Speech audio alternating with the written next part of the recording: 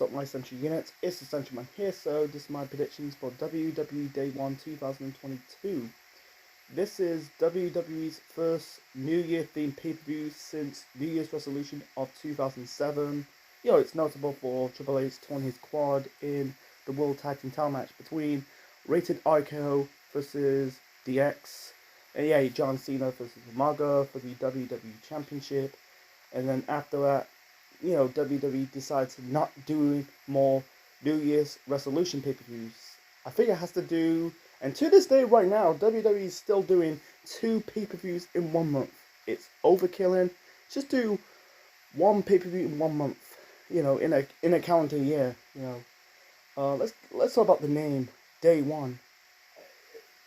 Dumb name, it's debatable, but I think it's still dumb. The recent years, WWE did some cringy name for pay-per-views like Great Balls of Fire, Stomping Ground, Day 1, the show I'm talking about right now. Just go back doing these old school pay-per-views. Bring back these old school pay-per-views like, I don't know, Judgment Day, Unforgiven, No Mercy, No Way Out, Vengeance, Bad Blood, what's that show? King of the Ring, but it's unlikely. Yeah, they cancelled TLC of this year. First time since '94 that WWE are not doing a December pay-per-view. Anyways, so we got about 8 matches on the card. We're gonna talk about the pre-show match first to kick off this prediction video. So the only match on the pre-show, we got a tag team match. We got Cesaro teaming up with Ricochet, taking on Sheamus and Ridge Holland. I'm going to keep it short and simple. I'm going to go with Cesaro and Ricochet getting the victory over Sheamus and Ridge Holland. Don't get this Ridge Holland character. He lacks personality and charisma. I get he's a former rugby player. He was in NXT teaming up with Pete Dunne, but I don't get it, man. So let's moving on to the main show. We got like 4 title matches and 2 non-title matches. We'll get to the let's start with the non-title matches out of the way first, and then moving on to the championship matches to predict. So the first non-title match to predict, we got Drew McIntyre versus Manscaped Moss. I think that's his name. Jesus Christ. That is a shit fucking name, man. I'm going to keep it short and simple. I'm going to go with McIntyre getting the victory over Moss. So moving on to the next non-title match on the show, on the main show. We got Edge taking on The Miz. I think it's the first time they fought. I don't think they fought one-on-one before, in my knowledge. I don't think so. I don't know. I think this is just a 1-match feud. I don't think they're gonna feud. They'll probably have a rematch at the Royal Rumble a few weeks later, but it's unlikely.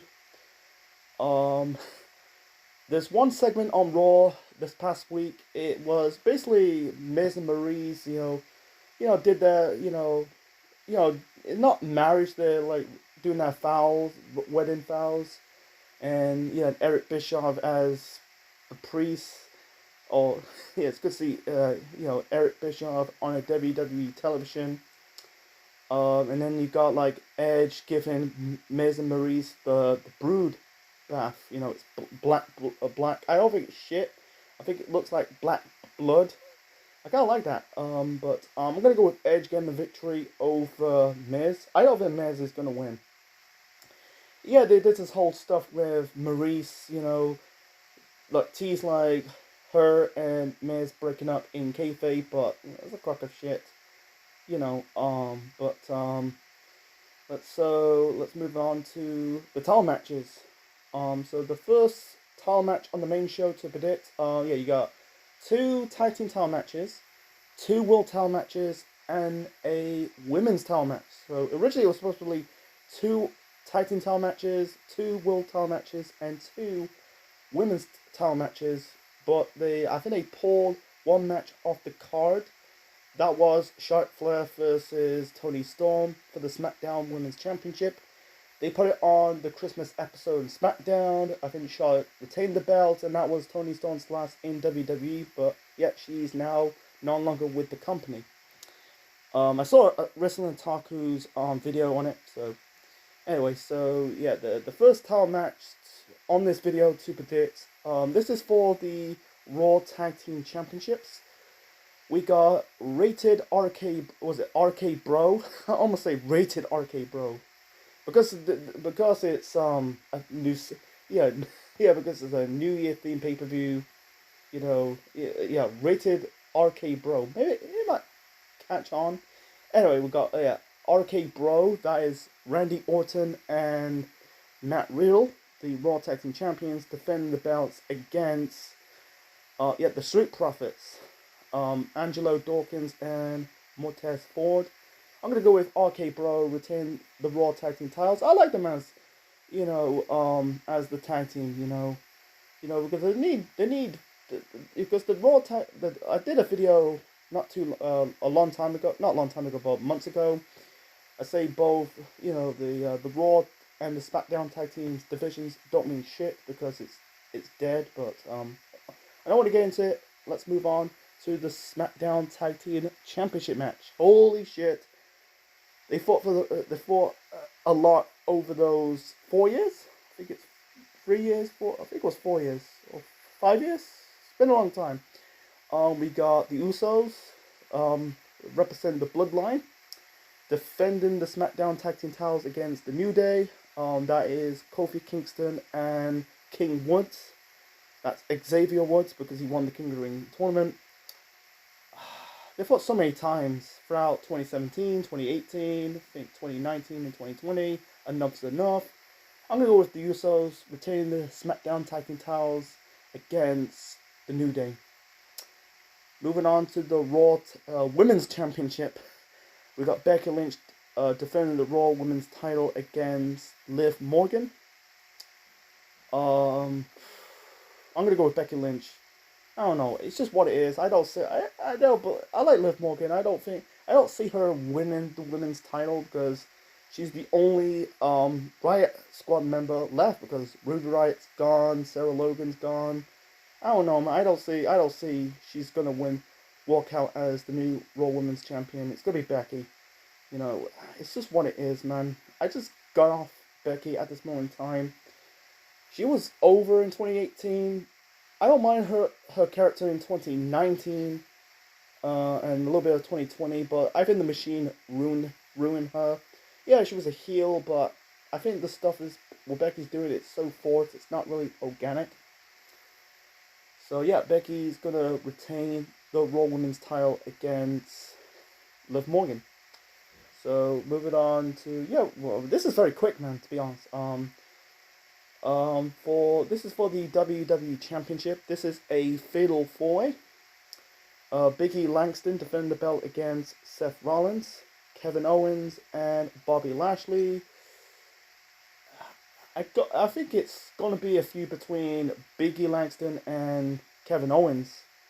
I heard rumors like Kevin Owens has signed a new deal with the WWE. There's rumors like he's gonna leave the company in the beginning parts of 2022. I don't want to get into that, but I'm gonna focus on the Fatal 4-way. I'm gonna go with Big E Langston retaining the title, the WWE Championship against Rollins, Lashley, and Owens. It's gonna be Langston versus Owens for the title, probably at the Royal Rumble. So moving on to the main event.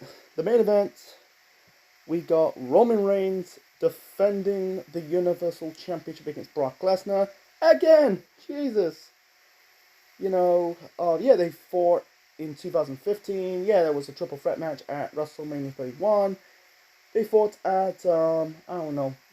I think they fought at SummerSlam in 2017. I think it was the 4-way, 5-way. For the Universal title, the same championship. It's not the same. The WWE title and the Universal title are completely different, but you know what I'm saying. And they fought at WrestleMania 34 in the following year in 2018, and then SummerSlam a few months later of that same year. Roman won the title, fake it due to, he suffered leukemia. He fought in, yeah, it's been a long time, 3 years, and then they fought, I think it was at Crown Jewels. I don't know. Yeah, they brought. I like this whole partnership between Roman Reigns and Paul Heyman, and also then, yeah, Reigns basically turned on Paul Heyman, spared him, could handle him. I'm guessing now he's with Lesnar, and same old shit. Lesnar is gonna same shit. Lesnar's not interacting, not saying something, going back to the same shit. I like Brock's recent character. I like that, with the ponytail, with beard. First time he's interact since, you can say, 20, his first few weeks when he came back in 2012. But I say 2004 when he, 2003, 2004 when he was interacting, you know, calling promos, interacting. I'm trying to say, but yeah, I don't like the whole Paul Heyman Brock Lesnar thing because yeah, I understand Paul Heyman is the mouthpiece. I get it, but Brock was not even saying something. He's barely saying. On the mic once, and then after, most of the time he's just, like I said, standing there, not doing anything. I don't get it, man. I just like, let Brock be interact. Call promo. Do so. It's just what it is, man. I don't want to get into it, but I think Roman. I heard people bitch and moan about Roman Reigns' heel character and his title reign. I'm gonna say it right now. I'm not gonna make it as a full rant. I think Roman is the best thing happening to this product right now. And see, these people who bashing on Roman as a heel are the same people who do not like Roman as a babyface. They contradict what they sell. I don't want to get into it, but I think like Roman Reigns holding that belt, in my opinion, I think he's the best Universal Champion ever. Or not ever, but for now, but or so far, because Brock is the worst champion, Roman is the best champion because he's on TV a lot. He had 1 or 2 matches. When Brock was the Universal Champion, he barely on TV. That was the big problem. I think he's the best thing happening to the product. He's getting over as a heel. I like the bloodline. With the Usos. I think WWE for once to listen. Vince listened to the fans for once. Probably look at some forums. Over the years, saying like Roman needs to turn heel. It'd be really cool if Roman's part of a Samoan faction, and we got it. Roman's the heel. He's forming this Samoan faction known as the Bloodline, and it's over. It's made me want to watch SmackDown. Because with Roman Reigns, he made it relevant. I don't. I think. I'm not. It's just like. He's doing well. He's like, people, I think they're booing him, but they're booing him organically as a heel instead. Like, yeah, he's the guy shoving down our throats for 3, or technically 4 years or 5 years. It's like, he's like he's nailing it as a heel. He's the top heel of the company, and he's technically the best heel of 2021. If you could be, I don't know, it's between Roman Reigns and Kenny Omega, who's the best heel champion of 2021. I have to go with Roman Reigns. I'm not crapping on Kenny Omega, but Roman, I think Roman, he beat Kenny Omega by a mile. So anyway, I can see Brock winning that title again. I don't want to see that. Have Roman holding the belt much longer, and focus on building baby faces. That's the problem. The lack of baby faces right now to face Roman. Because most of the time they end up like losers or leaving the company. If Daniel Bryan stayed with the company, who knows? He might Roman could probably lose the title sooner rather than later. He hasn't lost the title. You know what I mean? But so yeah, that's my predictions for WWE Day 1 2022. Hope you like it. My review of my predictions of WWE Day 1 2022. Leave your thoughts in the comment section below. Smash the like button. Click the bell. Click the like. And subscribe to the Central Man Network on YouTube for more wrestling videos and more. and hope you enjoy a happy New Year's for all your central units. Stay safe, and this is Essential Man officially signing out. Check you later, folks, and happy New Year's, folks, from around the world, wherever you're from.